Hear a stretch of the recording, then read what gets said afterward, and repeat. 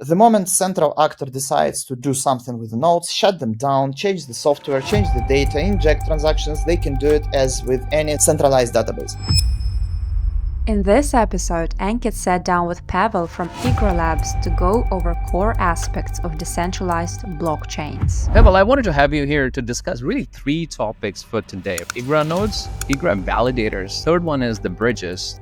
One of the most important properties of decentralized systems is so-called walk-away test created by Vitalik. Team can easily walk away from the software, from the nodes, from whatever they put there, and the system will be still working without them. Your funds or whatever data can be still recoverable even if your organization is not there. Pavel explains how Igra Labs is building a network of decentralized nodes and importance of running your own nodes. The idea of the node is essentially you can and you should run your own node if you're very interested in decentralization and security. It's the same concept, don't trust, verify.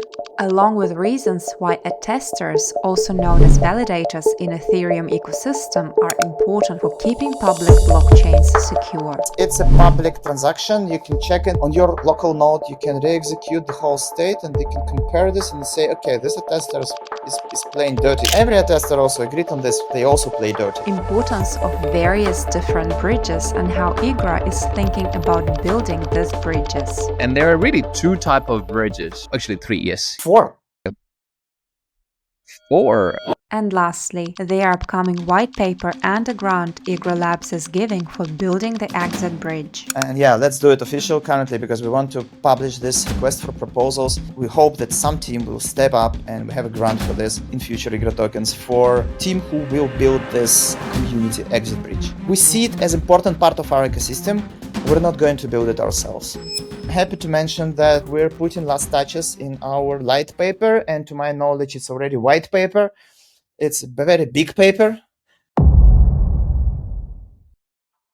Supported by Kaspa.com, the leading Kaspa DeFi with DEX and lending. Igra Labs, atomic programmability on a Kaspa block DAG. Kaspa Finance, the first V3 DeFi protocol on Kaspa. Today, I'm here with Pavel. Good to see you, Pavel. Good to see you, Ankit. Thanks for having me. Awesome. Pavel, last time we connected was in June. How you guys been? Wow, it was in June. It feels like several years, you know. Yeah. In crypto, it's always like this. Like, moves really, really fast. Yeah. We're doing well. Lots of things been done and even more things yet to do. Yeah, no, awesome. I hear you. Lots happening on your front. But Pavel, I wanted to have you here to discuss really three topics for today, right? I wanted to discuss Igra nodes. I wanted to discuss Igra validators, a very important topic. And the third one is the bridges that you guys are thinking or perhaps you're already building. So this is the core of our agenda for today.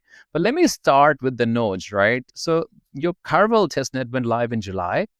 And then I believe the subsequent public nodes happened on the 27th of August, which means community is now running the public nodes, right, on Igra. So how's been the overall feedback? Seven nodes. 7 nodes, public nodes, right? So community is running 7 Igra nodes. Yeah, that's... How's been the overall feedback from these node runners? Oh, haha, that's a good question. Like, you should see this channel, especially in the first day. We have a Telegram channel with node operators. After we gave them the first version of the software, because some people just ran it and left it there, but some started to dissect it, check how much storage it takes, how much CPU it takes. Like, all of them things also provided feedback. There are some people who were very vocal in their feedback about things like not being fully synced, why it spends so much resources, and I think that's the best situation we can have. I keep saying, and I keep telling my dev team that the most important person normally in the dev team is quality assurance. Like, many people underestimate the importance of testing and external testing, and there is a common notion, people knows that, but very rarely they actually make it actionable, that developers rarely know how to test their software. They don't. It's psychological. As a developer myself, I don't like someone breaking my thing. I just created it. It's beautiful. I made a beautiful algorithm. I like it a lot. And then I put it in production. And then someone else actually started to do some weird things with this, which I never thought it can do. And then it breaks it completely. It's disappointing, to say the least. Yeah. So this is why to have external person as your QA is super important. So I see, apart from any other things, nodes are community nodes are being actually the best testers, quality assurance engineers for the whole thing. Yeah.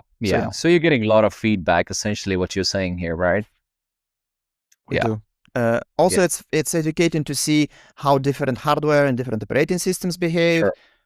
Not so big difference in terms of operating systems, but yeah, obviously, like the stronger hardware, the faster sync and resync. Since we still have like the area of development there, like how fast we can sync the node. Currently, it's a long process, up to 1 day even. So obviously we want to make this faster and also add all kind of optimizations there. Atan will help a lot. Also with saving storage, not just on speed of sync.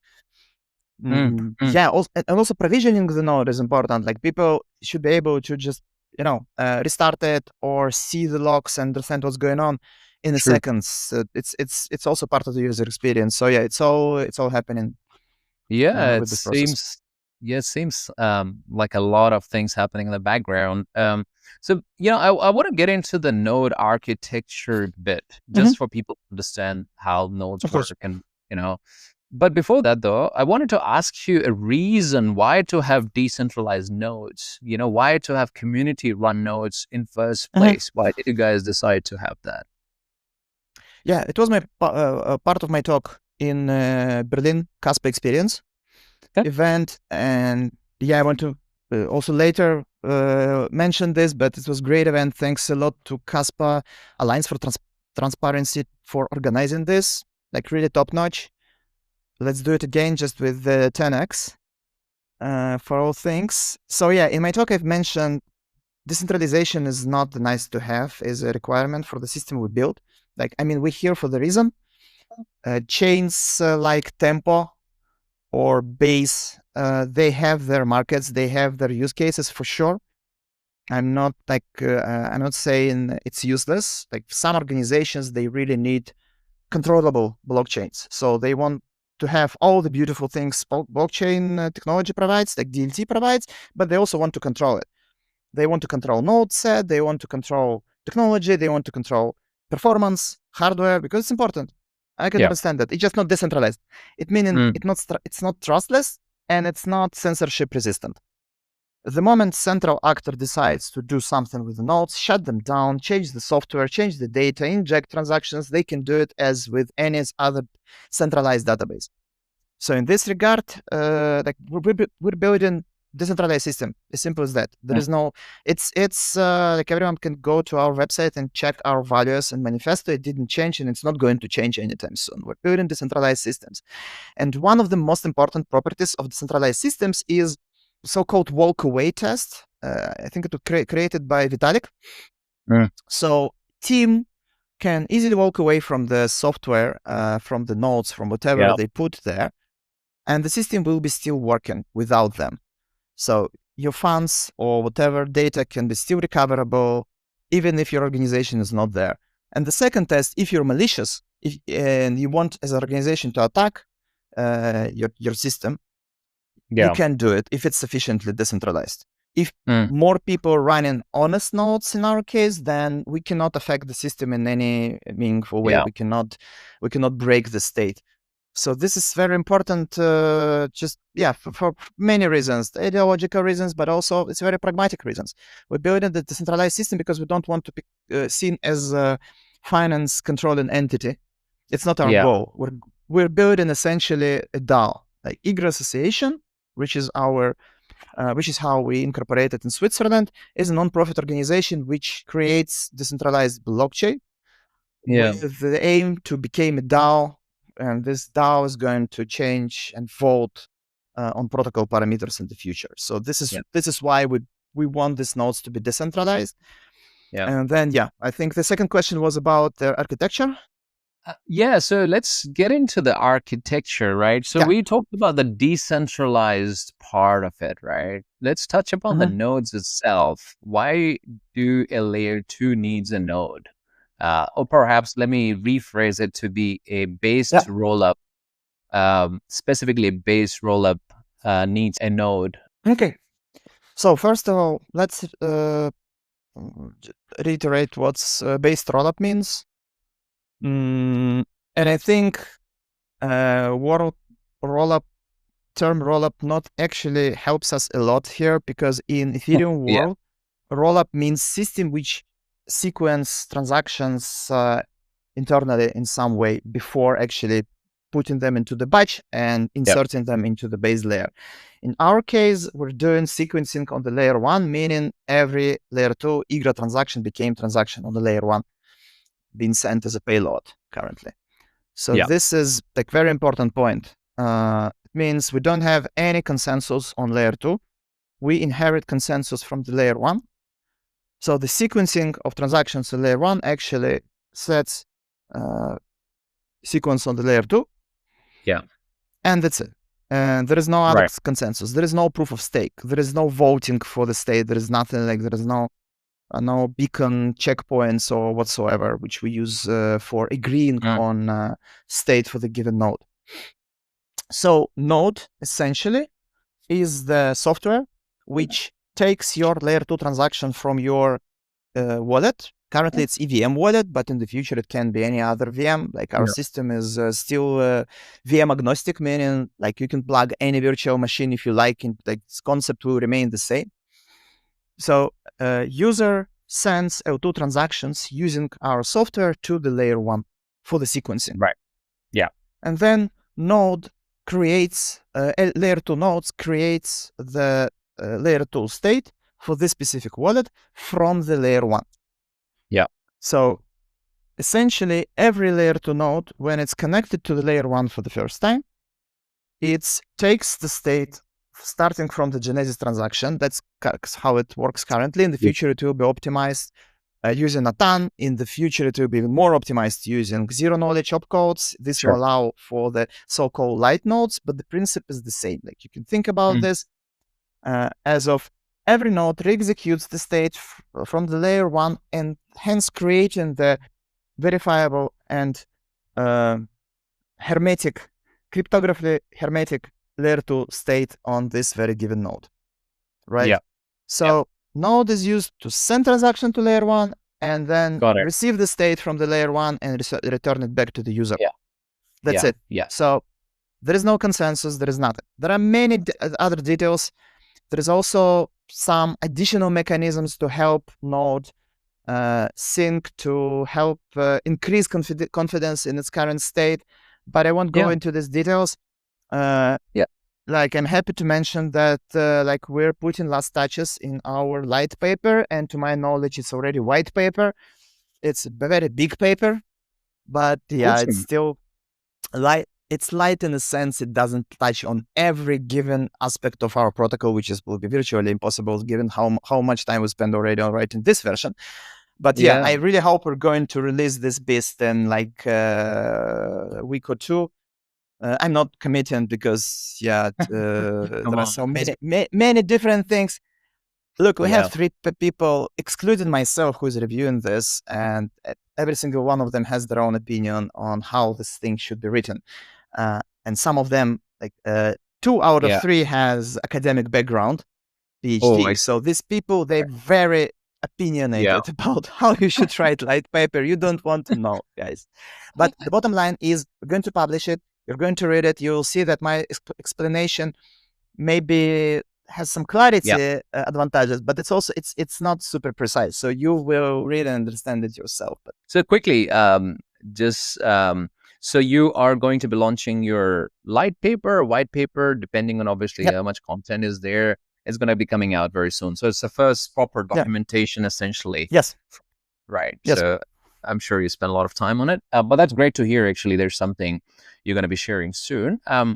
So just jumping back on our topic of nodes, simpler way of saying, right, Kaspa layer 1 guarantees sequencing. security, and finality, right? And layer 2 nodes essentially ensure the rollup operations in very simple way, right? Both ways operation, from layer 2 to layer 1, layer 1 to layer 2.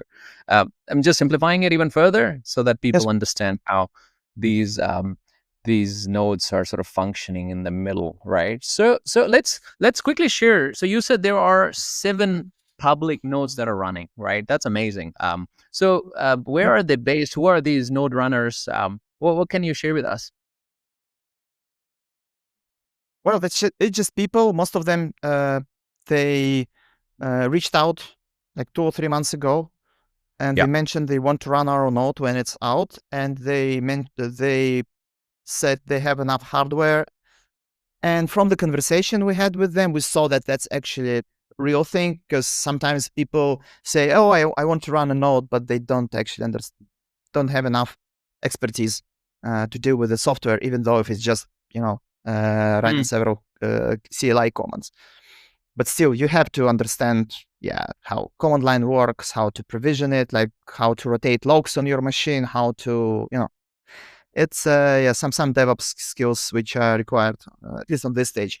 Hopefully, like my dream is to have, just appliance for the node so people can just plug it in, similar to Kaspa Miner, and then just turn it on with one button, but we're not there yet. So they all currently located in Europe.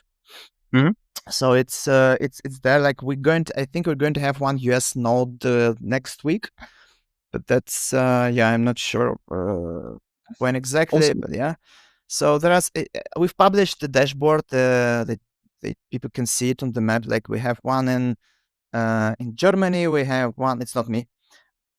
We have one in Helsinki.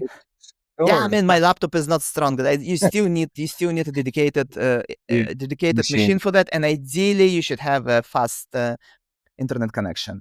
Berlin is not best city in the world in this regard. Sorry. Right. So yeah, actually people in Bulgaria, they have, I think, fastest connection so far. Yeah, we have people in Netherlands. We have people in Spain. We have people. Falkenstein, it's Saxony, so it's also Germany. Now, yes, I already mentioned Bulgaria, and we have someone in Cyprus, actually, yes. Okay. So yeah, it's mostly Europe. It's mostly Europe, and that's all kind of. And again, like if you listen to this and you really want to run our node, it's currently not super optimized. It takes lots of storage. It's going to take like 10 times less. But then it's still there, and it's standalone. It doesn't require anything else. It has everything in between. So it also has RPC endpoint, by the way, because it's. Yeah. I mean, I think it's also something we also need to mention for our good listeners. The idea of the node is essentially you can and you should run your own node if you're very interested in decentralization and security. It's the same concept: don't trust, verify. Right? So if you want to send your own L2 transactions to the layer 1, you should have your copy of the software. You run it on your local machine. You do it. It's not like, that it's not malicious. You trust yourself. Similar concept with Bitcoin.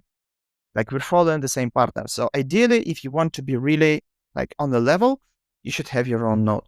So if you want to have your own node, reach out, and then you will have also your own RPC endpoint, which is also useful. Because then if you have very performant machine, for example, we envision enterprises like big organizations who want to deploy protocols and be very performant, operate, for example, like in very high trading volume. Obviously, the home grade, the mid-tier machine is not enough for that, because current RPC endpoint supports up to 30 TPS. I think we're going to have at least 300 TPS per one RPC. But then if you want to scale, if you want to really have 5,000 TPS at your fingertips, you should have your own servers with your own nodes set up. And also they will be provisioned by you. You can optimize them optimize hell out of them. Like we're not going to do that. We're not Solana. We're not going to invest like Anatoly. Like he's a great engineer. The whole thing makes a lot of sense, but they actually invest a lot into building the software, which is super taxing on your hardware, right? but it's very optimized. But then they have their own validator set. It cannot be expanded. We're not going down this road. Anyone should be able to run Igra node. But also, if you want a real performance, then you will run very strong. You will run it on your strong hardware. The hardware requirements for running at home, right, is, I believe, 8 cores and 16 GB RAM, right? What I read. So that's a very basic requirement. It's not a lot of RAM or processing you need. And there is no requirement for staking also, right? We'll talk about the validators in a second, but for nodes, you don't need any staking mechanism, or you don't need to lock up any cache space. No. If you want to send your transactions, and if you want to read back state from L2 yourself, knock yourself out. You should do it on this mid-tier hardware, as you just mentioned. It's already possible. Yeah. Okay. So that leads me to my next obvious question, right? We talked about the nodes. What about the validators, which are all special nodes, right? They're different from the nodes. So I think it's good for people to understand how they work, what the functioning of validators are, and the role of validators on Igra network. First of all, let's start calling them attesters, because it's our internal term. It's precise. And validator was mostly kind of taken from Ethereum world, and it's also similar to Rollup. Attesters. Attesters. They attest the state of the layer 2, essentially. Okay. So what's the story? What's the story with attesting and attesters? Essentially, ideal situation is after we launch the mainnet, people run, similar to Ethereum, 1 million public nodes with best hardware available, and they're there, so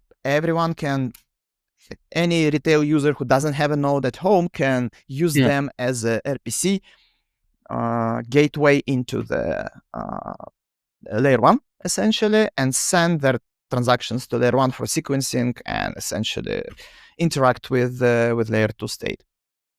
But that's not going to happen. No, that's not going to happen, because people have different agendas. Tomorrow you want to shut down your node and do something else. You have some problems with electricity at your home. If you're just a home user. If you're the enterprise, you also have your own agenda. Why would you run someone else's node if it doesn't help you in achieving your goals or increasing your shareholders' value? So the simplest way to make sure that we have enough nodes running there is to incentivize them. Incentivize them, and hence increase security of the system by essentially creating the subset of nodes, which called attesters, who, by staking the token, will have some, skin in the game, but also will get the part of the success of the blockchain. Essentially, they will be rewarded by sending and receiving the L2 state in a proper manner. It also obviously implies that they're going to be also penalized. They're going to be penalties for not doing so. So it's like everything else, it's a double-sided game. So if you as a attester, you do your job of sending transactions to the layer 1 and receiving transactions from receiving state from the layer 1 back. If you do it without injecting, without changing the state, without omitting transactions, then you're going to have share from all the gas fees which being paid on layer 2. And if you're not doing this, you're going to be slashed and your stake is going to be reduced. In this regard, it's very similar to proof of stake consensus properties. Just again, attesters not needed to agree on layer 2 state. They needed for liveness of the chain. Our essential property is liveness. Make sure that actually people use it. You should have RPC available. Again, we're not going to have organizations like Infura or Uncurve, from the day one coming to us and telling us, hey, we're going to run 1,000 Igra nodes, not a problem, and we're not going to charge for it. And we're not going to charge users for this as well. Sure. Although we also had these conversations, like it's like very professional teams. They reached out, we explained what we're building, and we agreed to be in touch, like closer to the mainnet, and just see how it goes. But it's not our plan to have only this kind of providers for serving RPC interfaces to the network. Yeah. So your plan is to have node runners and validators to provide the RPC endpoints, yeah?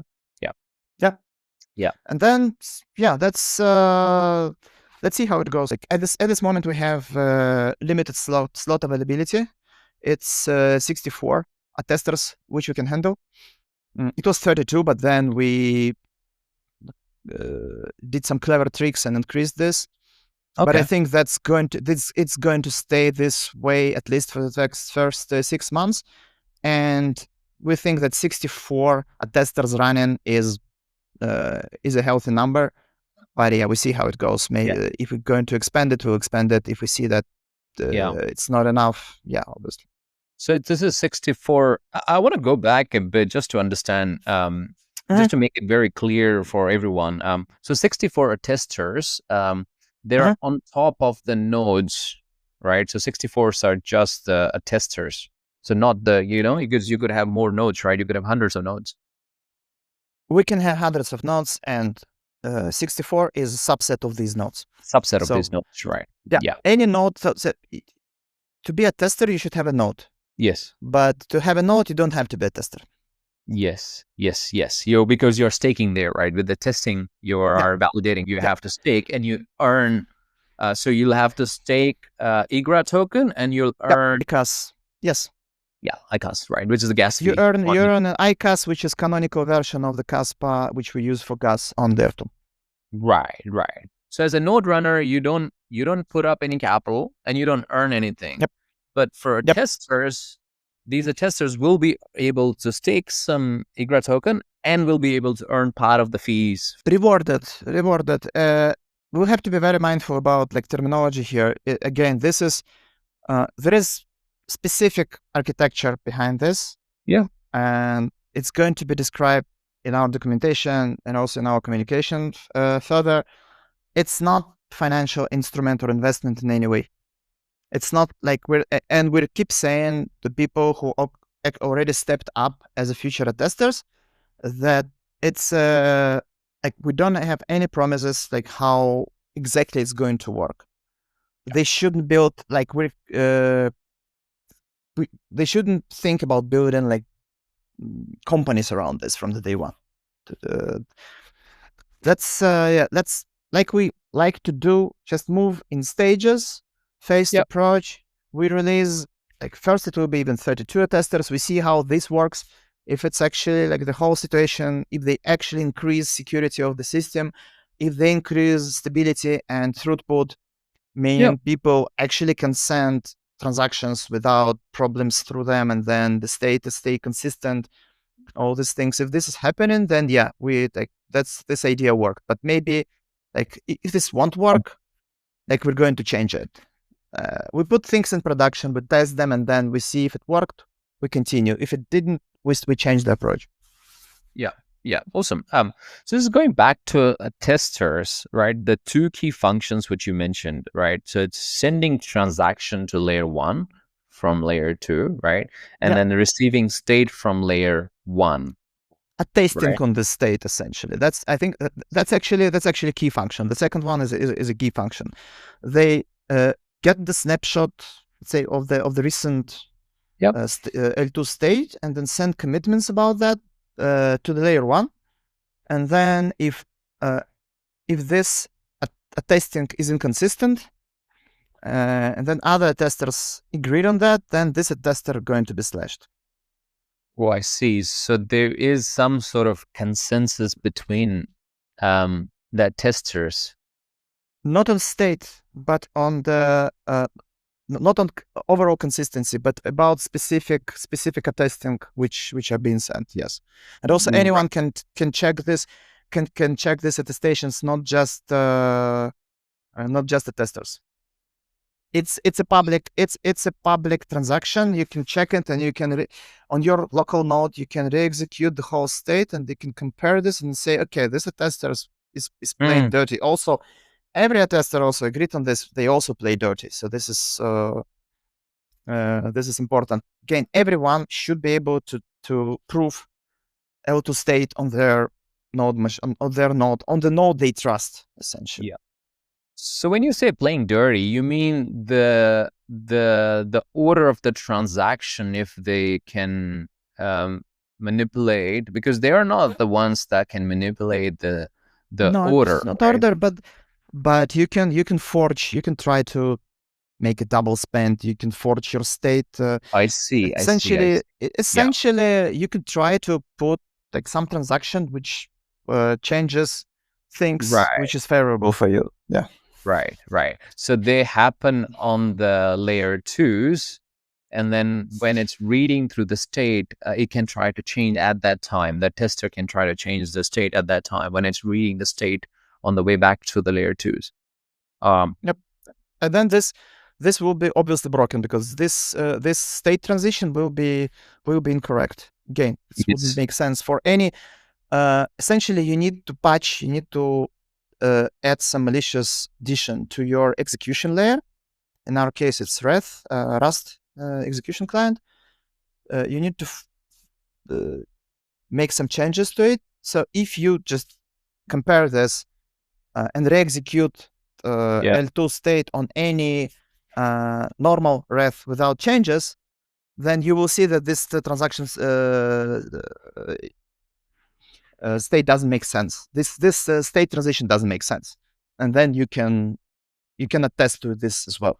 So from the 7 nodes that you have running now, public nodes, any of those are actually attesters? We're going to test attester functionality really soon, on Testnet, and then we hope that part of the community nodes going to do this as well. But we're going to add more nodes again from the public, and then this people we can also ask them to run a testing software, because it's a little bit more than just running the node client.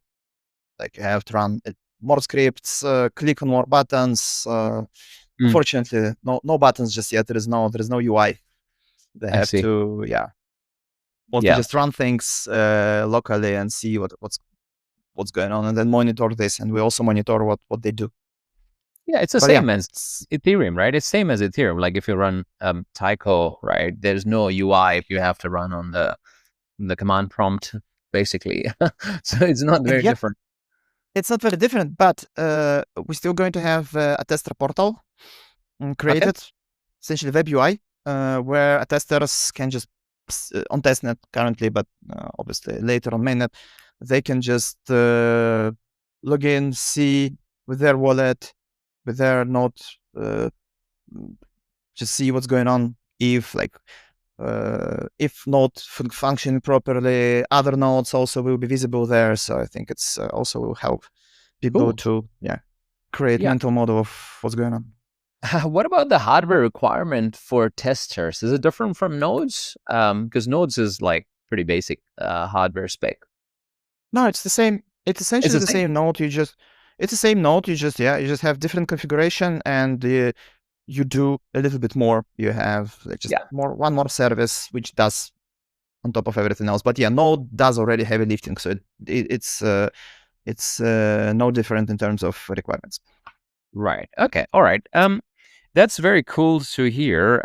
Perhaps the last bit on the nodes itself is the speed, right? Right now, you guys are capping at 10, I believe 10 TPS with 30. 5 seconds. 30 right now. Yeah, I had it in my slide 10, and then I made another test with Pandora's right before the conference, and then I've seen 30, and I was like, should I change slides? But then Ashton told me, please don't touch slides. We already have it. It's fine. Just if you want to say it from the stage. So I mentioned it, I think. But I know it's still not impressive, but I want to stress it's not optimized just yet. And our idea is not to scale, and it's not. I believe, maybe I'm wrong here, I want to be proven wrong actually by other engineers in our community. But my feeling is it's almost impossible to vertically scale, meaning like with software in terms of TPS for the given node, for the given RPC endpoint. Like it's really hard to make sure that one endpoint serves like even 3,000 transactions per second. You have to be like, at least if you know how nonce work, for example, exactly. You have to see that every transaction you send has their own nonce, and then you need to be very smart when you parallelize things. It just doesn't make sense. If we just can do the math. If we have 1,000 nodes, 1,000 Igra nodes, and even if we still stay with the same 30 TPS per node, you can just write very simple client on your side and reach this, how much? 30,000 TPS, which layer one even doesn't support just yet. So I'm not saying that scaling horizontally is our final roadmap. I'm just saying making sure that like even one RPC serves 2,000 transactions per second doesn't make sense to me too much. Maybe I'm wrong. Maybe I'm wrong here. Okay. All right. So perhaps something for someone to reach out to you in case they wanted to disprove your maths. Yeah. If they want to disprove my math, and just say, okay, I'm ready to give me your RPC service. It's on Rust as everything else, and I will optimize it. So even on mid-tier machine, it will maintain 1,000 TPS. Right. Talk to me tomorrow. Like, guys, talk to me. Really, we need you. Yeah. So why don't we move on to bridges? I want to talk about the timelines towards the end. But why don't we talk about the bridges? Very important topic. And there are really two types of bridges, right? The first one is the KRC. Actually, 3. Yes, you're right. Actually, 4. Actually, with KRC, you have 4. 4. Okay, I know 3, so you can correct me. So I know KRC 20. I know the native iKAS. I know stablecoin. What is the fourth one? Okay, I don't know what stablecoin bridge is. Yeah, my categorization is you have entry bridge from layer 1. You have exit bridge. It's two different things. It's very important. Like, I see. Entry bridge, exit bridge, EVM, and KRC20. So these 4 types of bridges we think are very important. I think for and 2 of them are essential, which is entry and EVM. Entry bridge is essential because our ultimate goal, obviously, is to unlock native Kaspa utility. And by Canonical bridging it from layer 1 to layer 2, we actually unlocking this. And then bridges to EVM essential from product/business perspective, because we all know where Liquidity is, and most of the people currently use EVM ecosystem. So bridging to it aim to unlock this liquidity and volumes. So these 2 are essential, and other 2, exit and KRC20, is also super important, but I wouldn't say they critical for layer 2 basic functionality.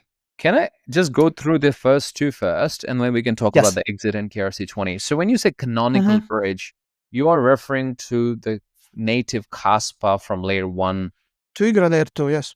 To layer 2, right? So that's the canonical bridge, which I think everyone understands. We've talked about enough. What about the second one, the bridge to EVM? To any layer 2 which supports EVM, meaning this it can be Ethereum, Arbitrum, Base, from Igra to EVM. Just wanted to clarify. Yes, from Igra to EVM. EVM chains. You could be Casplex also, right? Casplex is EVM as well. Yes, of course. I mean, I think to my knowledge, there are already several bridges on both Casplex and Igra testnet.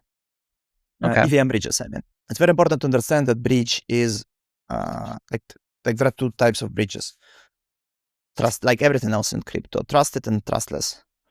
And while bridge to EVM systems can be trusted, because unfortunately there is no zero knowledge technology just yet which can help us to build trustless, or at least not that trusted bridges. And still, it's not essential. Like people should put trust in the bridge. It's not ideal, but it's not essential for functioning of the core function for of our chain. But canonical entry is essential for functioning of our chain because we're using iKAS as a gas token, and this has to be backed one-to-one to the native Kaspa. This is why any other solution but native minting of the iKAS inside of the layer 2 block building logic is not ideal for us. I see. This logic is essential. It's inbuilt into our block building, meaning every node has this logic. You cannot circumvent, you cannot change it, you cannot hack it. You can try, can try, yeah.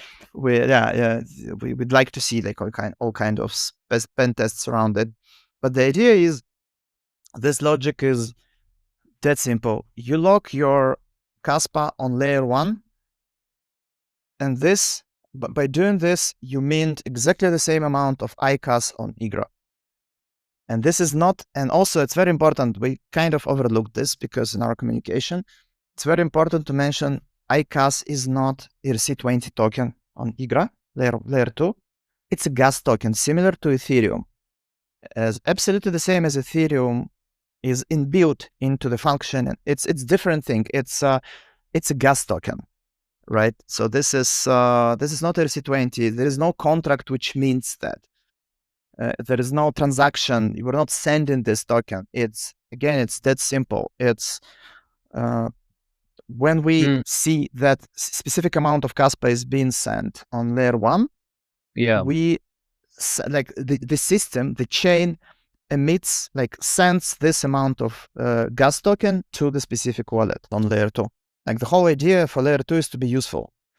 So of course, exit is important for trust. You should know that, oh, I can always actually unwrap my token back. But I can give you an example. I'm in this. I'm here from 2017. So obviously I've seen a lot of different projects, and one of them is wrapped Bitcoin. It's basically providing the wrapper for Bitcoin in EVM ecosystem for many use cases. So I wrapped my Bitcoin, I think in 2020. And since then, I never unwrapped them back because I don't need native Bitcoin. With all due respect, what would I do with this? And God forbid, I'm not going into this discussion about mininess and all this. You're getting into the wrong discussion. I'm really happy I'm not on this part of the spectrum. I don't care about these properties. I respect a lot of people who understand in this and people who can reason about this. We just build decentralized system to solve people problems, real people problems. That's all we do at this moment. I see. So what I'm saying, unwrapping and exiting is more of the psychological property to me. But still, I completely understand the importance of it. This is why we have on our roadmap and in our white paper, very specific thing. It's called community bridge, community exit bridge. Its architecture is not trustless because it's not possible currently without zero knowledge codes in place. You cannot build trustless exit bridge back to layer 1, but we don't see it currently as a requirement for the whole system to work. We want, and let's do it official currently because we want to publish this request for proposals, I think in October, because this document still needs some love. But the bottom line is we hope that some team will step up and we have a grant for this in future Igra tokens for team who will build this community exit bridge. Okay. Because we see it as important part of our ecosystem. We're not going to build it ourselves. Okay. All right. So just quickly, iKAS, you said there are a lot of applications. Can we talk about some of the application? Because I think perhaps that's something you haven't disclosed or discussed. So what can people do with it? This is a gas token, right? That's interesting. That's gas token. Ethereum is also a gas token. Yeah, Ethereum is also gas. Maybe today is not the best day to brag about its performance, but again, I think last 3 months showed that Ethereum still has value.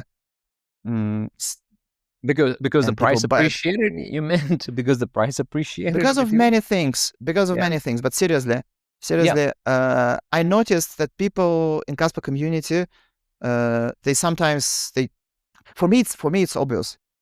Yeah. I'm essentially ex-degen, right? I was in DeFi summer. I was there. I was using all these early projects, and for me, this infrastructure makes a lot of sense. Of course, DePIN and real-world assets and everything else, and privacy is huge use cases which needs to be addressed. But I think one of the core use cases, apart from obvious things like payments, for example, is lending. Lending is actually, it's a great concept introduced by Ivy and similar projects where you can actually use your token as a collateral and then borrow stable coins against it. By doing this, you very simply, you keep your initial token, you still expose to the price appreciation, but then you can also have some working capital. And this is one of the most popular model. If you check the Ivy, like how well it does, it's doing really, really good. Yeah. This project, simply because people use it all the time. People take their Bitcoin, they wrap it, and then they use it as a collateral, and then they borrow stable coins against it. So we want to see very similar dynamic for Igra as well. So people don't have to they don't have to sell their Kaspa. All they need is just to bridge it using canonical entry, wrap it into iKAS essentially, use it as a collateral, and then borrow stable coins. Then you can bridge those stable coins to other chains, which has everything else to offer. Of course, in the future, we also want to be this mega chain with all the payments and on-ramp and off-ramp, but it's not going to happen in the next 6 months, for example. So this is why we think that EVM bridge is also essential from product and business perspective. Then you have actually the whole flywheel, right? People use KAS for all the same use cases. People use Ethereum, for example, in DeFi world, and that's only beginning. That's only DeFi. Believe me, it's just there are so many other use cases. I'm not going to mention them, but definitely, like, people understand that the world doesn't end only with finance. But just to answer your question, like, we really want to unlock Kaspa utility by making it essentially a programmable token. I think I was trying to connect the gas token for layer 2 to native Kaspa. So I think that's the bridge that you explain now. And it's great that we actually discussed that. And yes, I 100% agree with you on, on the lending side, how big that market is. We had a session with Kaspa.com, Sione, and we had a session with Cascade guys also. They're really building the future of the lending on Kaspa using Aave, really. Just quickly though, on Canonical Bridge, how you're thinking? It's going to be centralized, or what sort of architecture or infrastructure you're thinking? Because we've spoken to Katim, Aston, and Zealous guys. They are building their bridge for KRC20. They're not looking at a native KAS.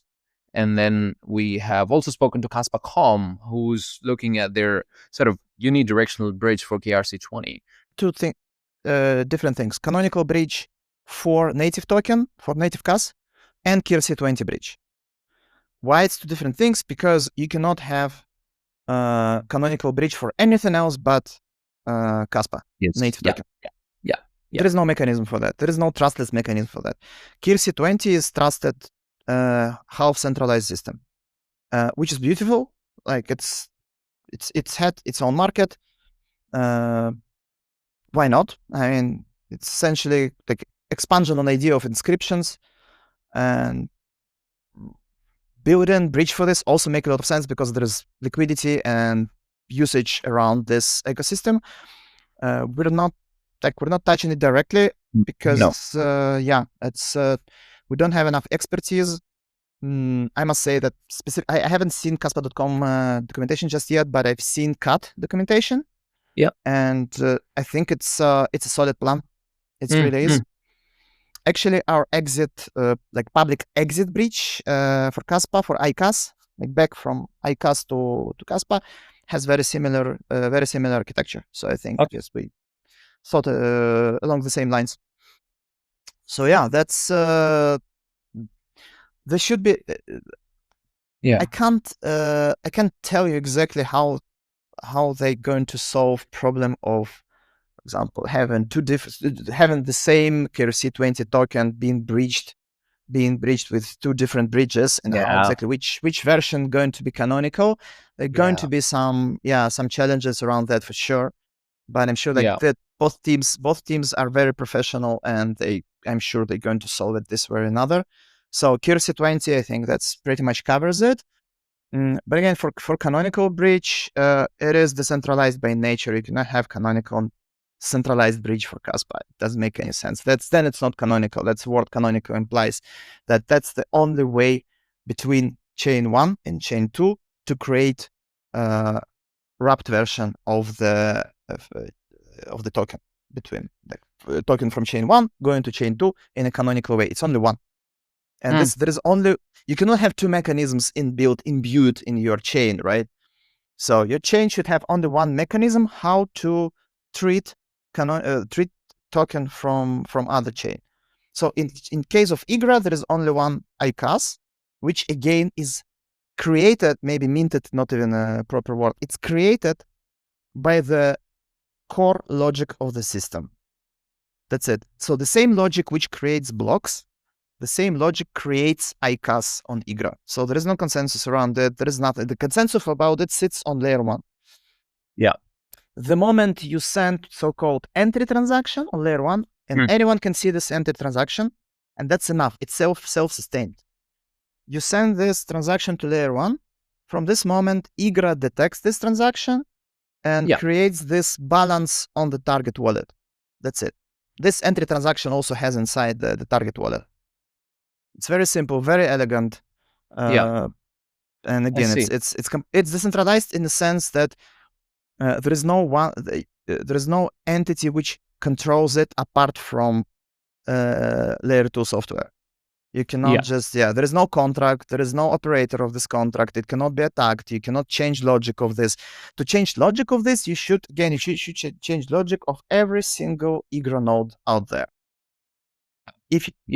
But as soon as you have one honest node and you want to use honest node's worldview, then it's enough for you to have it. That's it. That's the beauty of it. It's enough just to have one honest node to get state and send state back, including the canonical version of iKAS, of Kaspa.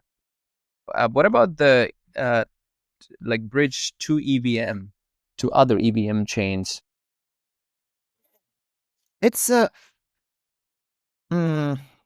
also a big topic. In Ethereum world, in Ethereum ecosystem, you have an ongoing debates about two things: bridges and oracles. Because essentially both bridges and oracles, they break the decentralization, essentially. The decentralization and immutability of the whole thing, because you have some external dependencies which you have to account for. That's not ideal, but it is what it is, right? Ecosystem, the programmable chains block ecosystem is utterly fragmented. There are beautiful solutions about that. I like the Kaspa Core team vision about that as well. But today and now we need pragmatic solutions for our ecosystem to work, and trusted bridges is one of them. And I'm really happy that we have one team called IgraWay in the ecosystem, which builds Hyperlane inspired bridge. They already published their documentation, and I think we're going to amplify this today or tomorrow from our Twitter account, so everyone who is interested can actually go there and read the docu. They also on our Discord. Also very important, guys. Our Discord is currently public. Come discuss, ask hard questions with there.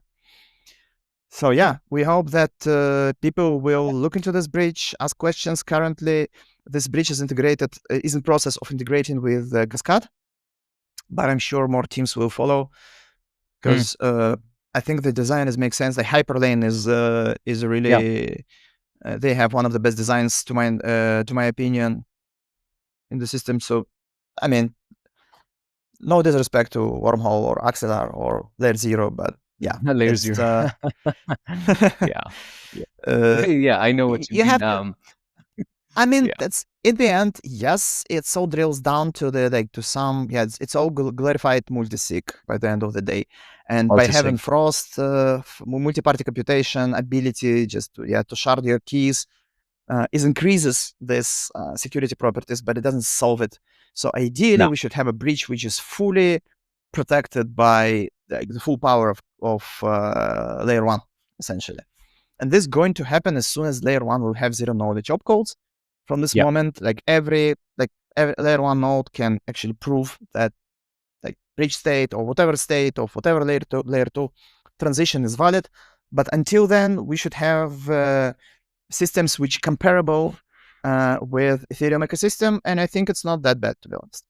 So that's about the VM bridge essentially.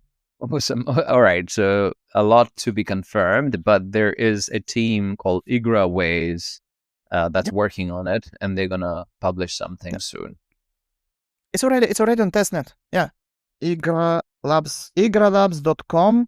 Click documentation, click network, and then you can see RPC, and then you can see RPC endpoint, and then off you go. And then reach out on Discord if you just stuck with something. We can tell you what to do. And again, I want to stress and underline the RPC endpoint, which is published in our documentation. It's our RPC, which we run internally, because we also we can promise SLA. It has some decent downtime, etc. But as I mentioned in the beginning about decentralization and nodes, if you want, you can run your own node with your own RPC endpoint, and then you're completely independent, right? You will have your transactions executed already.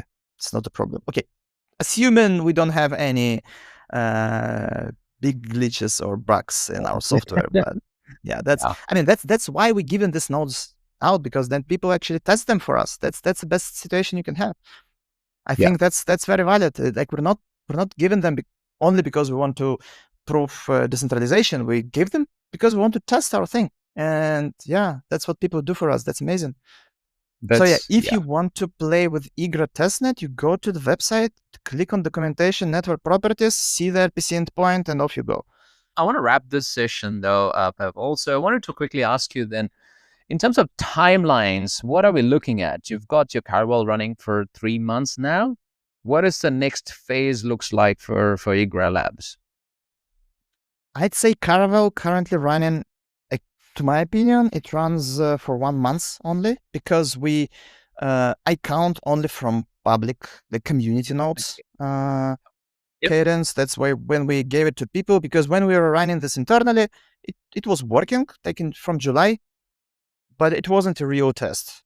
I think I already explained this at length.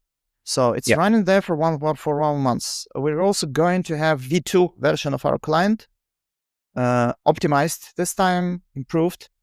And then this V2 is going to be there also for quite a while. And then after this stage of testing is done, we're going to have the closed mainnet. Our optimistic planning is still the same. We really want to launch closed mainnet by the end of this year. But I want to be very brutally honest that it's also kind of part. I think we can share this.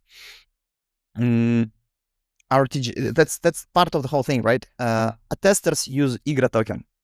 Igra token exists only on Igra mainnet.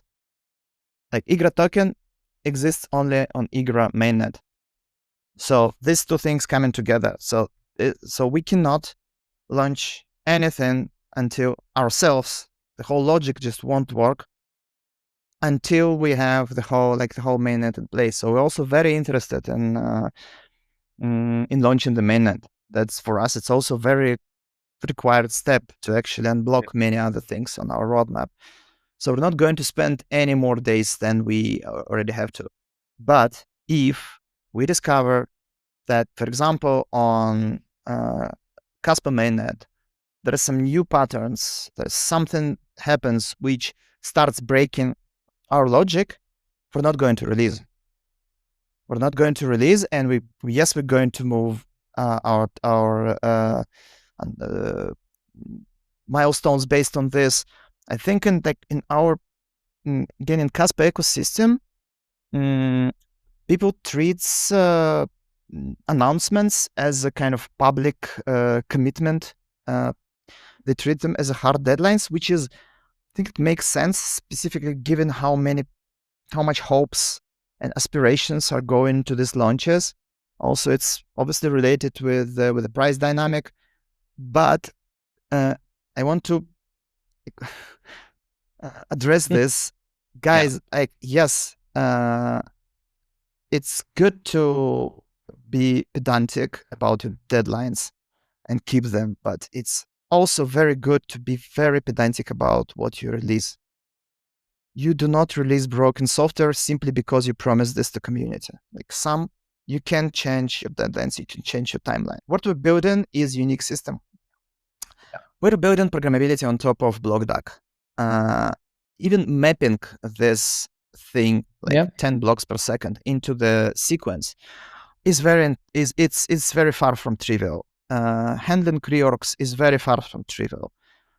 Building performant RPC on top of this performance is far from trivial, because again, most of current programmable blockchains deal with a very modest volume. If you look at this, there are exceptions, but they also have very different technology. Again, like Solana, they just have a client which requires huge, like very performant machine to make it work. We're not building this. We're building chain which runs on mid-tier hardware and able to maintain up to 5,000 transactions per second. It's a big deal. So yeah, don't think it's a walk in the park. It's not. Our team currently is struggle with many things, and they're doing a fantastic job at fixing all the edge cases, on figuring out very unique problems which any other team never dealt with before.